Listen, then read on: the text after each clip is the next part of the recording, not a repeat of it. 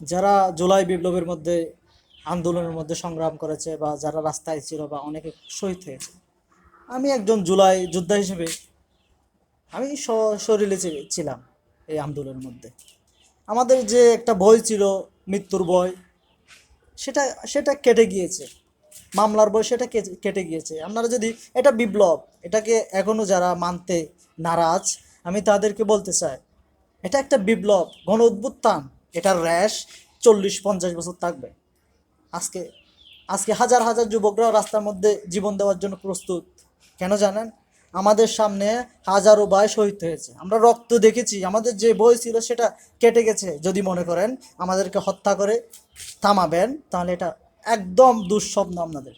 কারণ আমরা বাংলাদেশের 1952 সাল থেকে এই ছাত্ররা বাংলাদেশের সার্বভৌমত্ব রক্ষার জন্য কাজ করেছে। এটা এটা ভুল সিদ্ধান্ত। এ বাংলাদেশকে আর ভারতের কিনারা আমরা যেতে দিব না। এ বাংলাদেশকে একটা ফেসিবাদ মুক্ত, একটা একটা বাইরের শক্তির যে আধিপত্য রয়েছে সেটাকে মুক্ত করে আমরা মাঠ থেকে উঠে যাব। থাকবো কি কি ভেবেছো?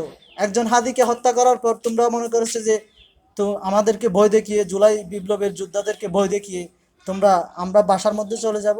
হাজারো হাদি, বাংলাদেশের টেকনাফ থেকে তেতুলিয়া পর্যন্ত হাজারো হাদি, হাজারো জুলাই যোদ্ধা আবার বের হবে, তোমাদেরকে তাক লাগিয়ে দিয়েছে। একজনকে কি মারবি, মার, মামলা দিবি, মামলা দে, হত্যা করবি কর, আমরা এই মাঠে থাকবো, আমরা রাস্তার মধ্যে থাকবো। আমাদের যতদিন পর্যন্ত একটা সুন্দর একটা নির্বাচন ব্যবস্থা, আমার জীবনের সেফটি থাকবে না, এরকম যদি না হয়, তাহলে আমরা আর মাঠ থেকে উঠতেছি না। সেটা যেই দল হোক, সেটা জেল হোক, আমাদের অন্যায় করবি, তোমাদের বিরুদ্ধে আমরা কথা বলবো। যেই দল হোক না, এটা বিএনপি হোক, জামাত হোক, যেই দল হোক, অন্যায় করবি, আমরা মাঠে থাকবো। আমরা আমাদের অধিকারের জন্য, বাংলাদেশের নিরাপত্তার জন্য আমরা সদা সর্বদা জীবন দিতে প্রস্তুত। আমাদেরকে বই দিয়ে কি আর কাজ হবে না? মামলার ভয়, হুমকি, কোনো কাজ হবে না। যে জীবন দিতে জানে সে আর বই পেতে পারে না। এটা আমরা আমরা দেখিয়ে দিয়েছি। এজন্য আমরা ছাত্র জনতা, 4 কোটি বাংলাদেশের মধ্যে ছাত্র রয়েছে।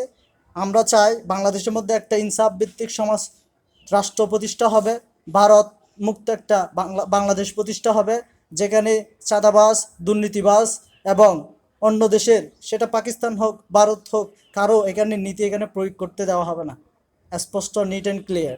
এবং আমরা এটাও বলে দিতে চাই, আমরা একটা ইনসাফ ভিত্তিক, যেখানে আমার জীবনের নিরাপত্তা থাকবে, যেখানে প্রত্যেকটা নাগরিকের নিরাপত্তা থাকবে, যেখানে আমরা শান্তিতে বসবাস করতে পারবো, এরকম একটা সরকার ব্যবস্থা চাই। আর কোনো কারো দেশের এখানে আধিপত্যবাদের লিয়াজু করার চেষ্টা করলে আমরা সেটাকে রুখে দিব। বাংলাদেশ আগের মতো নেই। বাংলাদেশের মানুষ এখন আন্দোলন করতে জানে, কথা বলতে জানে, প্রত্যেক ঘরে ঘরে এখন জুলাই যোদ্ধা রয়েছে। সুতরাং সাবধান, বাংলাদেশের মধ্যে একটা সুষ্ঠু নির্বাচন হবে, একটা সুষ্ঠু, একটা যোগ্য ব্যক্তি বাংলাদেশের সংসদে যাবে, এটা সকলের আকাঙ্ক্ষা, এটা ছাত্রদের আকাঙ্ক্ষা। এখানে আর টাকা দিয়ে ভোট বিক্রি করবে না, এখানে আর কোনো ধরনের অন্যায় কাজ করতে দেওয়া হবে না।